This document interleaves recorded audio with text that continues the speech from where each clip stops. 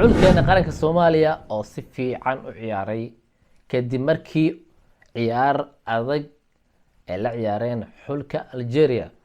ciyaartaas waxay soo bandhigeen quality-ga Soomaaliya kubadeeda inuu kor u kacay. ciyaartoy cusub, level cusub inay Soomaaliya gaartay. waa guushii labaad ee Soomaaliya ka gaarto isla reebka World Cup-ka adduunka. waxaan xasuusanaa markii Soomaaliya u bixaysay World Cup-ka hadda dhamaaday Argentina ay ku guuleysatay markii koowaad ay u baxayeen ciyaar adag waxay u baxeen Zimbabwe taasoo ay ka adkaadeen ciyaartii koowaad. Soomaaliya markaas taariikh ayay qortay. maalin dhaweedna sidoo kale taariikh cusub ayay qortay maadaama xul fac weyn ay u baxday. ciyaartooyda Soomaaliya way diyaarsanaayeen laakiinse waxba ka dhiman wali Soomaaliya. kubadda wali dhismaheedii ma hayno oo kalsoonidii wali naguma jirto maadaama maalin u bixeen xul weyn. kubadda waa iska tutuureynay badanaa lama qaybsanaynin. marka waxaa u baahanahay ciyaarta xigta oo ah Uganda u bixina ciyaartaas marka inaan badino waay oo aan ka adkaano aan tusino inaan ka baranay cashir ciyaartii hore.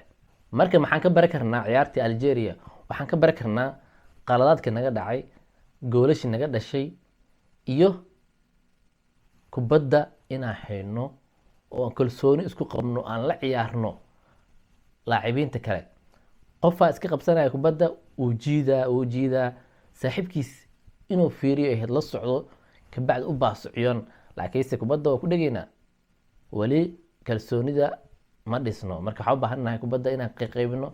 dhaxda Soomaaliya way liidata maantaas dhaweyd sababtoo ah dhaxdeedu waxay noqotay kaliya kubadda inay iska tuuraan markii ay u qabsadaan. marka qaarna way qaldayeen. marka waxaa loo baahan yahay dhaxdan inay dhismato. sidoo kale weerarka geesaha ka ciyaaraya Soomaaliya si fiican looma arkayn oo kubadaha markay qabsadaan keligooda marka qaar noqonayeen. weerarkana sidoo kale marka qaar keligiis ay noqonayaan wiilka goolka noo dhaliyay. marka waxaa u baahanahay Soomaaliya tababaraheedu inuu ka fiiriyo waxba ka saxo. sidoo kale waxaa jirto kubadda markay ciyaarayeen inta ugu horeysay daqiiqada ugu horeeyay half time ugu horeeyay kubadda way boodboodisay. marka baasaysid kubadda wana dhulka ku dejisaa kalsooni wayna ciyaartaa. laakiin kubadda dii ka boodboodiso oo garoonka waxba ku dhiman inaad tababar badan qaadatid waay. waxaa u baahan tahay kubadda inaa kalsoonida lugtaada iyo sidoo kale cagaarka ay isla sinaadaan inay kubaddu miisaaman tahay. qofka u baasaysid waa inaa ogtaa meeshuu taagan yahay. marka Soomaaliya waxyaabo badan u baahan yihiin laakiinse ciyaartaas wax badan ay ka qaadanayaan. laacibiin badan ayaa kalsooni helaya. daafacooda waxaa ku jiray laacibiin inaba caadihin. waxaa siiba qatarsanay laacibka ka ciyaaraya geeska oo Riyad Mahrez si fiican ula qaybsada kubadda. waxaana dhacday in laga bixiyo ciyaarta half time-kii Riyad Mahrez. gruubka Soomaaliya marka ay ku jirto waxay ka kooban yihiin sidaan: Algeria, Mozambique, Guinea, Botswana, Uganda iyo Soomaaliya. marka kulankii koowaad oo Soomaaliya laga badiyay waxay gashay kaalinta ugu dambeyso. sidoo kale waxaa kula jira kaalinta ugu dambeyso ama kaalimaha ugu dambeeyo Uganda iyo Botswana.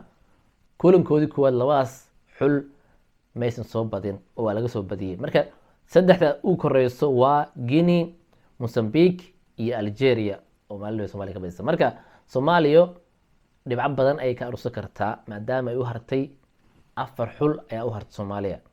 marka afartaas xul dhibco badan way ka keensan kartaa. This is where we bounce back.